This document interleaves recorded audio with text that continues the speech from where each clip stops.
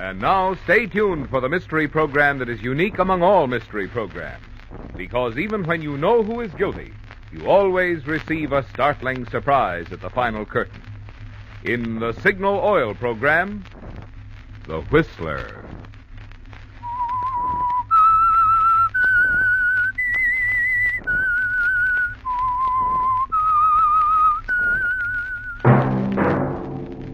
Signal, the famous Go Farther gasoline, invites you to sit back and enjoy another strange story by The Whistler.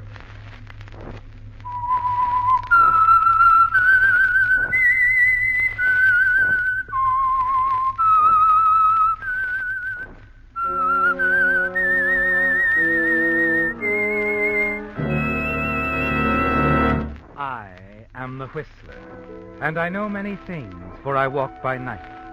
I know many strange tales hidden in the hearts of men and women who have stepped into the shadows. Yes, I know the nameless terrors of which they dare not speak. And now for the Signal Oil Company, The Whistler's strange story, The Other Hand.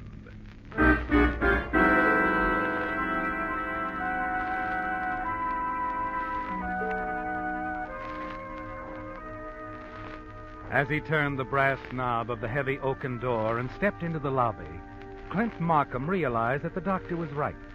That now, with final proofs okayed on Clint's first big series of articles for the magazine, he needed complete rest and quiet, and Oakdale Sanatorium was the place to get it. The day's supervisor, a scrub-looking gray-haired woman in an immaculate white uniform, was talking on the telephone behind the counter as he entered. Yes, Doctor, we have everything ready for him. That's right. The first floor room in the east wing looking out on the garden. We'll have complete quiet. Oh, just a moment, please. Yes, sir. I'm Clint Markham. Oh, Mr. Markham. I'm talking to Dr. Grosvenor on the phone right now. The doctor'd like to speak to you, Mr. Markham. Here you are. Thank you. Hello, Doctor. Clint, glad you showed up. Thought for a while you weren't going to be sensible. I know when I'm licked. I woke this morning tied up in a hard knot. Well, you've got a bad stomach there, Clint. Might easily turn into something serious. I know.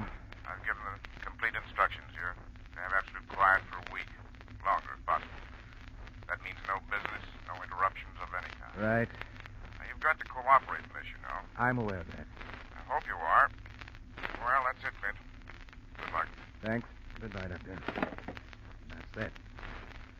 I suppose the entire staff is completely informed on my situation. Well, Dr. Grosvenor was rather explicit. I thought so. I suppose you show me to my private cell, huh?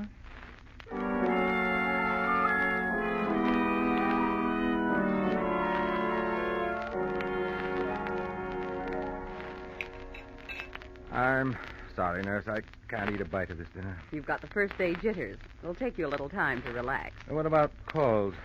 Anyone phoned me this afternoon? Well, we've had instructions Oh, not... come on now. Who was it? Miss Susan Forrester. Huh? What'd you say? She said at 9 tonight she'd be at a little place called Rodolfo's at 8th and Greenway. I explained, of course, that you couldn't be there. Oh, good. She needs to be told no once in a while. Take this tray away, will you? I think I'll try and sleep. You're being very sensible, Mr. Markham. I'll leave this sleeping pill for you. I don't want to be disturbed under any circumstances until tomorrow morning. Take care of that, will you? Of course. Good night, Mr. Markham. Good night.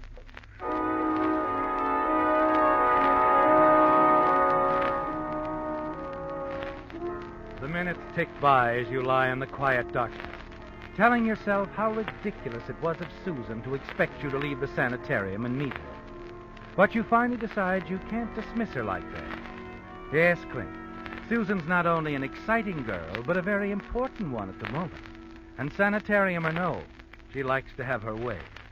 You decide that it would be best to see her. At 8:30, you're back in your clothes, thankful you were given a room on the first floor. And to avoid an argument in the lobby, you leave by the French windows leading out through the garden to the street beyond. Taxi!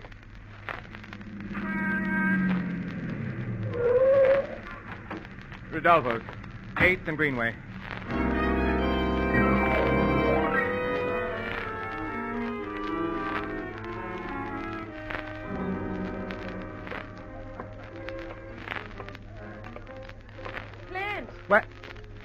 Oh, Lenore. Hello, darling. I didn't expect to see you here, Lenore. I expected to see you. Sit down. I'm sorry I have an appointment. Susan Forrest will be late. She always is. How did you know? Miss Forrester stopped by the office to find out where you were. She called the hospital from there. Waiter, Yes, ma'am. pair of old fashions, please. Sit down, Clint. Surely you've a moment to spare for your loyal and loving secretary. Look, Lenore, there's no point in hashing it all over again. You've got to understand that I I'm... know, darling, you're a sick man. Getting the articles in shape, making the right deal with just the right publisher has been tough. We're going to be just good friends from now on. Let's not be sarcastic. I was great as a pal and buddy until Susie came along. The little gal with the big punch. Why don't you be honest, Clint? I've tried to be. The only thing Susan Forrest has got that I haven't is a father who runs a successful magazine. Why don't you admit it? I don't want to discuss it, that's all. I wish you would. But why? Why should we go... Clint, don't you see what a fool she's making of you? No, I don't. Besides, what does that have to do with us? That's why I came here tonight. I want an answer. Well, what kind of an answer do you want? About you and me. I've already told you. That's final? Yes, Lenore. You're sure? Absolutely. Sorry, Clint. Sorry you decided this way. And what does that mean? I don't think you know me very well, Clint. Not really. I fight for what I want. And if I lose, I might as well warn you. I don't give up gracefully. If you're thinking of exposing me, I might as well tell you nobody's going to believe that you wrote most of those articles. Besides... Too old-fashioned. Oh, thanks. Here you are. Thank you, sir. Well? I should have known it would be this way. My mother ran to railroad men. I run to heel. I think I've been fair enough with you. Fair? The articles were my idea. I worked them out. Frankly, I didn't expect to seem like this. I thought we understood each other. You've been given a fair salary, and after all, we're adults. Oh, and don't there's worry. I'm not going to jump off a bridge yet. Well, I should hope not. It's a hard problem, but there are answers, you know. I started to tell you, Lenore, threatening to expose me won't work. Skip it. Looking for a cigarette? I seem to be out. You need one. You're shaking like a Model T. Here, have one of mine. No. Light? Thanks. All right. Oh! What was that? Flashbulb. Oh. Talk with her. I just caught your picture, folks. Have it ready for you in about 10 minutes. 4x6 print for $1. Not now. I don't want any souvenirs of this. Is this my drink? Yes. Go on, Clint. Finish your drink and we'll order another. No, thanks. No more. With this stomach of mine, I've lost my taste for liquor. Besides, that one will give me enough trouble. About the picture... Please, go away. I said not tonight. Excuse me, Lenore. I'll go over and get some cigarettes.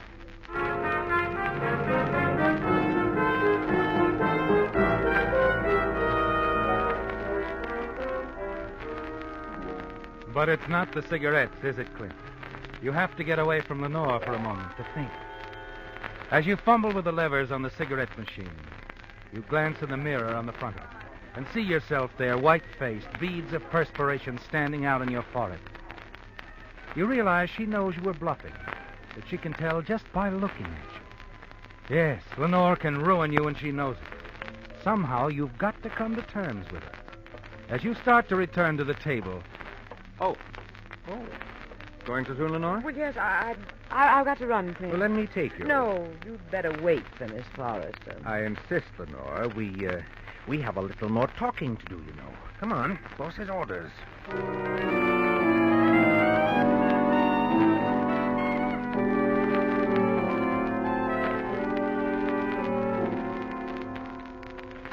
I don't see why you have to come in. I told you. You haven't Clint. told me a thing. I'm not a blackmailer. I'm not interested in anything but you. Is that clear? Sure, only I just don't believe it. Well, will you please go? My roommate will be coming home soon. I don't want it to... Oh, excuse me. Hello? Come on. No. Not now. Can I discuss it? No. All right, later. Just interested in me, huh? Oh, Clint, this... I'm through. Listen. That was Marty Davis, wasn't it? Leg man for that newspaper columnist.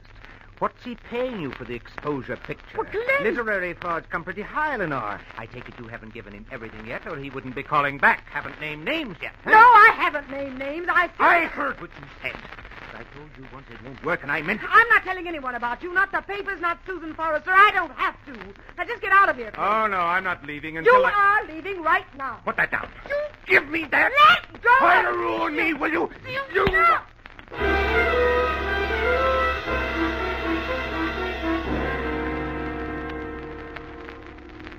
The next few minutes are a blank. Impressions, visions, images, colors, swirling up like a whirlpool in your mind.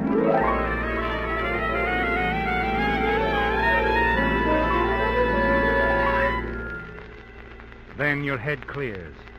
You find yourself moving mechanically, wiping your fingerprints from the heavy candlestick. Later, you find yourself running blindly down a darkened street. You remember the sanitarium, the open French doors, the room you can return to without being missed, the one way out. A moment later, you're climbing in a cab. And as the driver pulls away from the curb, you try and calm yourself. Stop the blood from pounding in your brain. Still the agonizing pain in your stomach. You're sure there's no way they can connect your being with her tonight, Clint. No one could possibly have recognized you together. Your eye wanders to the back of the cab seat, the driver's license, his picture. Then everything freezes inside you as you remember something. Stop the car. I forgot something. Hey, wait a minute. Do I wait for you? Oh, no. Here you are. Keep the change. You hurry back to Rodolfo's, your mind focused on the thing you forgot, the one thing that can hang you. That photographer. I've got to get that picture.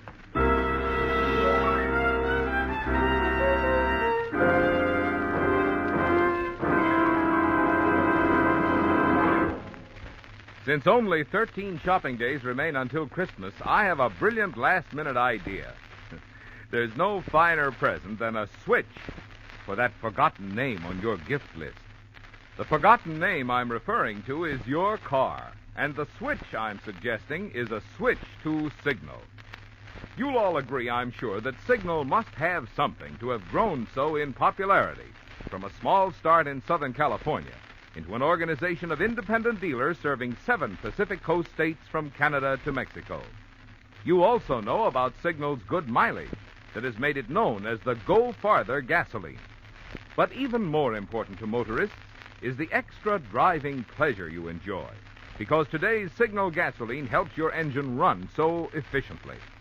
So if you want your gas pedal to keep that Christmas morning thrill year-round, how about following Marvin Miller's suggestion? How about giving your car a switch for Christmas? A switch to Signal, the famous Go Farther gasoline.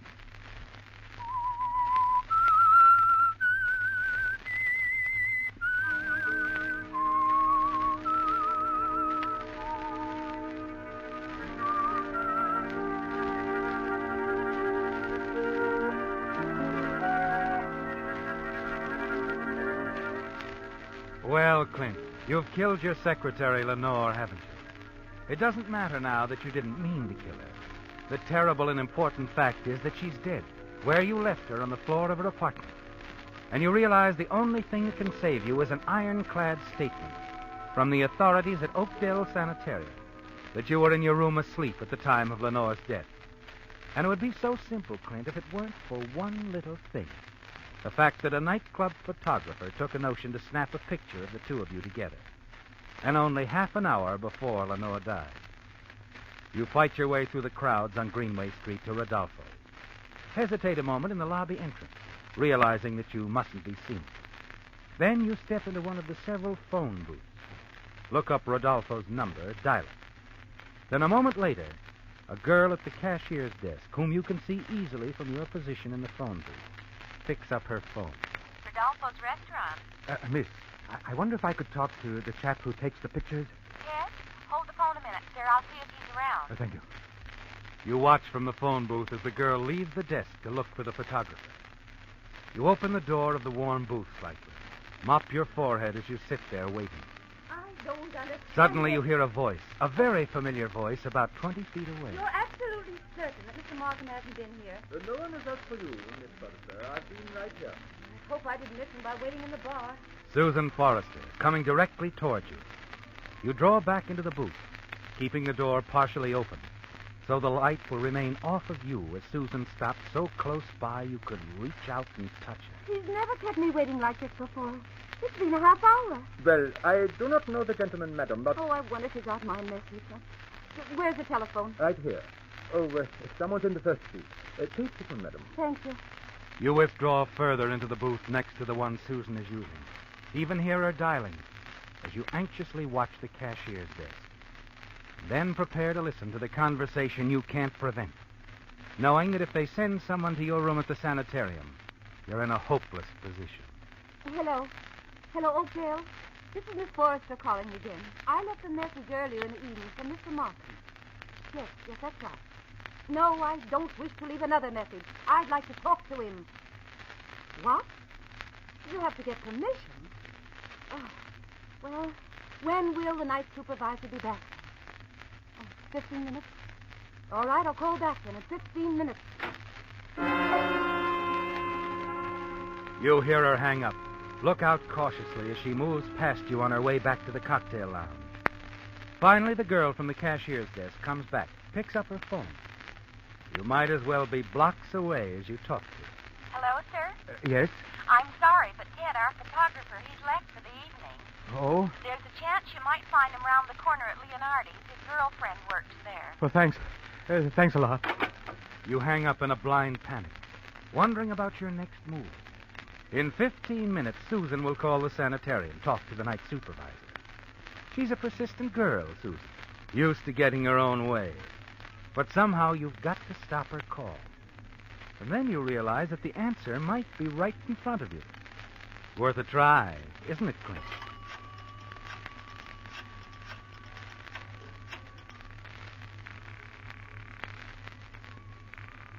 Rodolfo's restaurant. Hello.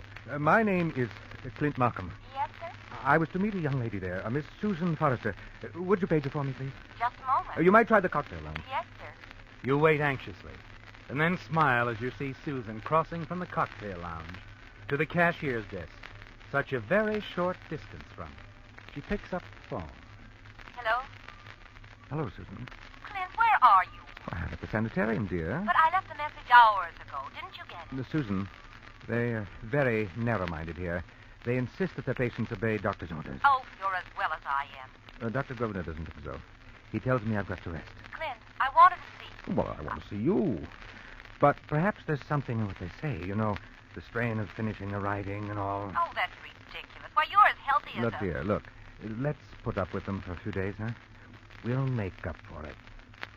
Well, miss me? You know I do. I'll call you the very first day they allow me visit. All right. But don't keep me waiting too long, darling. I won't. Good night, dear. Good night. There's still a chance, Clint. One more call now. You look up the number quickly. J-K-L-L. Leon. Leonard. Leonardi.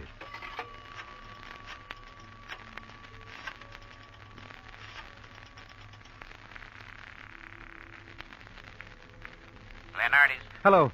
Is Ted the photographer from Rodolfo's there? Ted?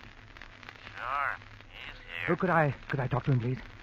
Wouldn't be surprised if he's all talked out. His girlfriend gave him the bounce tonight. Please, put him on. Okay. You're shaking, aren't you, Clint, with nervousness and anxiety? You've got to make it quick. Find out about the picture. Get it and the negative. Get back to the sanitarium without being seen by anyone who could link you with Lenore's death. Finally, you hear the voice of the photographer. Oh? What do you want? Ted? Yeah, this is Ted. Well, look, Ted, I'm in a hurry and... Well, go on. No. Listen. You took a picture tonight at Rodolfo's, a girl who... Oh, yeah, that's how my little Julianne made the grade. With a picture I took. She showed it to the head of a model agency. Please, I'm not talking about your girl. This was at Rodolfo's earlier, a blonde girl. Oh, the blonde. Mister, you shouldn't trust her. I don't remember you, but I sure remember that blonde girl. She gave me the surprise of my life. She gave me $20 for the picture and the negative. What? $20. I delivered them to her apartment. You delivered them to her? Yeah, I shoved him under her apartment door. A little double-crossing. Now you're talking, mister. Now you're smart. All women are double-crossers. I don't know you, buddy, but you come on down here, huh? We'll have a little drink on it, huh? No. Thanks, Ted, I can't. I have things to do.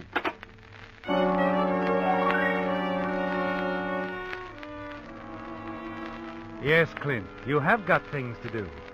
The most important is get that picture in negative. You ease out of the phone booth, slip out of Rodolfo's without being noticed. 20 minutes later, you're back at Lenore's apartment, racing up the stairs. You gasp with relief at the sight of a large brown envelope stuck under her door. As you scoop it up and put it in your pocket, you hear someone coming up the stairs. There's just time to leap back into an alcove out of sight. Don't be silly, Fred. Isn't that right? I want you to come in and meet Lenore, my roommate. She must be quite a pal if you can barge in like this. Oh, Lenore's a great pal, but when she tried to date us, she's completely gone into that boss of hers. Shall we tell my dad?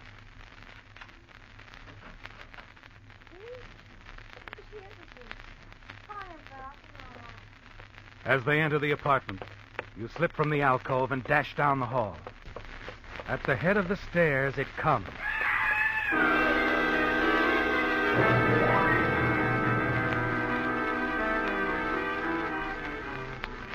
Not until you're several blocks away and safe in a cab do you slide the picture from its envelope, glance at it in the dim light.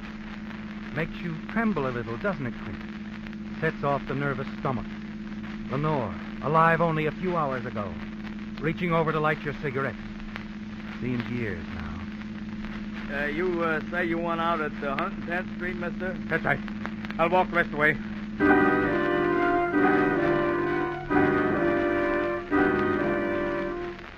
You leave the cab several blocks from the sanitarium and wait until it drives off. No one notices you in the darkness as you climb across the terrace. Let yourself in through the French window. A few minutes later, you're undressed, back in bed. For the first time now, you're aware of thirst, a raging thirst. You lean back, trembling. The reaction is setting in, isn't it, Clint? The letdown after the terror of the past few hours. You wish you could try to forget it now, but there's one more thing. One more act you must put on. Your hand trembles as you reach for the signal cord to summon the nurse. Your head throbs. The tight, knotted feeling in your stomach is worse than ever. You steel yourself for the next few moments ahead. Did you ring for me, Mr. Markham? Yes. Put on the light. Are you a nurse? Oh. Right. Awfully bright. Oh, how long have I been asleep? It's after 1 o'clock. Oh.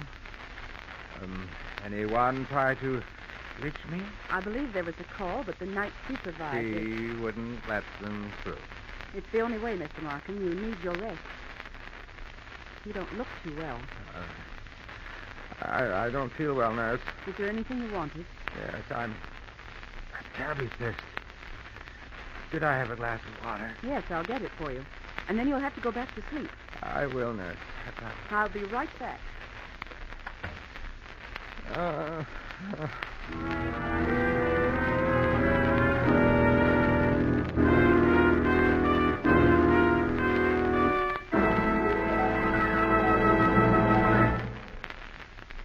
While watching some Christmas shoppers the other day, I couldn't help feeling it's too bad folks aren't as careful in selecting their motor oil as they are in selecting Christmas gifts. If they were, a lot more motorists would switch to new Signal Premium, the heavy-duty type motor oil that reduces engine wear due to lubrication 50%. Just think what a 50% reduction in engine wear can mean to your car's performance and your budget. By reducing engine wear 50%, new Signal Premium should help your car keep its like-new pep and power twice as long.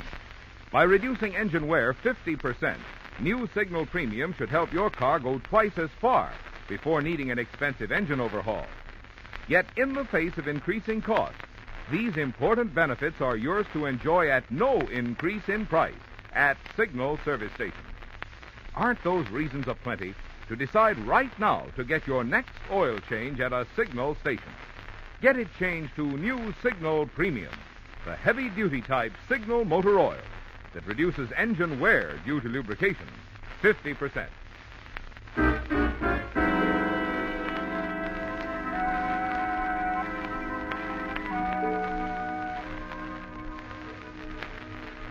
So it's over now, Clint. And you're back in your bed at the sanitarium.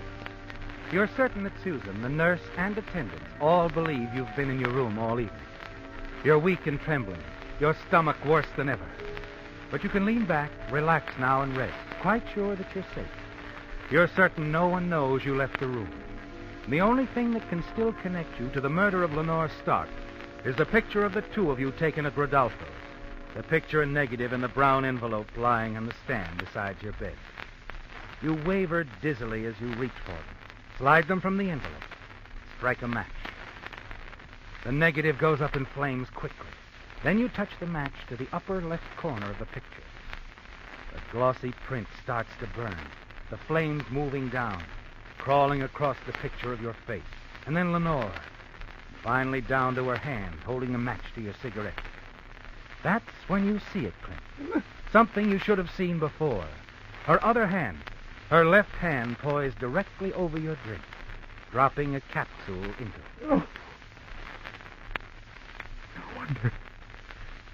No wonder she wanted the picture. I'm not telling anyone. I don't have to. The flame becomes a blur, Clint. A cloud engulfs you. The walls of the room and the bed draw away, fading.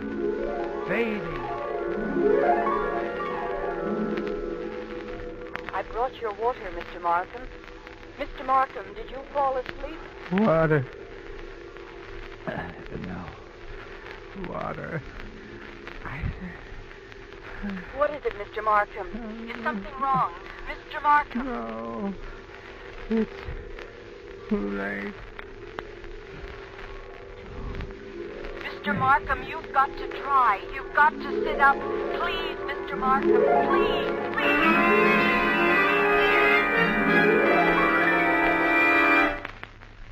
I came back with the water, Doctor. I found that Mr. Markham had fainted. I tried to rouse him, It's but all right, nurse. You couldn't do anything for him. I don't understand it. he's dead. Yes. And judging from his color and expression, I think we'll find it was some sort of slow-acting poison. But there isn't any poison here. Where in the world could he have gotten it, Doctor? Why, he hasn't put his foot out of this room all night.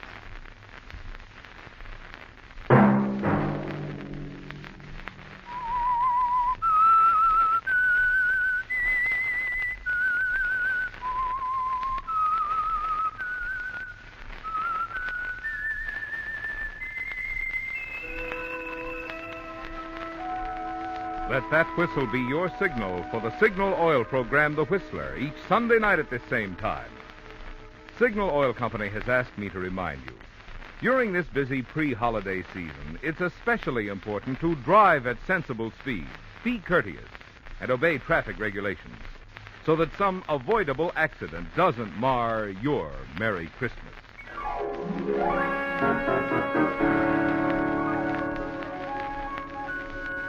Featured in tonight's story were Bill Foreman as the Whistler, Ted Osborne, Betty Lou Gerson, Monty Margetts, G.G. Pearson, Jerry Hausner, and Ted Von Els. The Whistler was produced and directed by George W. Allen, with story by Joel Malone and Harold Swanton, music by Wilbur Hatch, and was transmitted overseas by the Armed Forces Radio Service. The Whistler was entirely fictional, and all characters portrayed on The Whistler are also fictional. Any similarity of names or resemblance to persons, living or dead, is purely coincidental. Remember to tune in at this same time next Sunday, when the Signal Oil Company will bring you another strange story by the Whistler entitled Curiosity Killed a Cat, in which greed and desire set off a murder on the high seas, resulting in a daring flight through a storm by the killer. Marvin Miller speaking for the Signal Oil Company. Stay tuned now for Our Miss Brooks, starring Eve Arden, which follows immediately over most of these stations. This is the CBS Radio Network.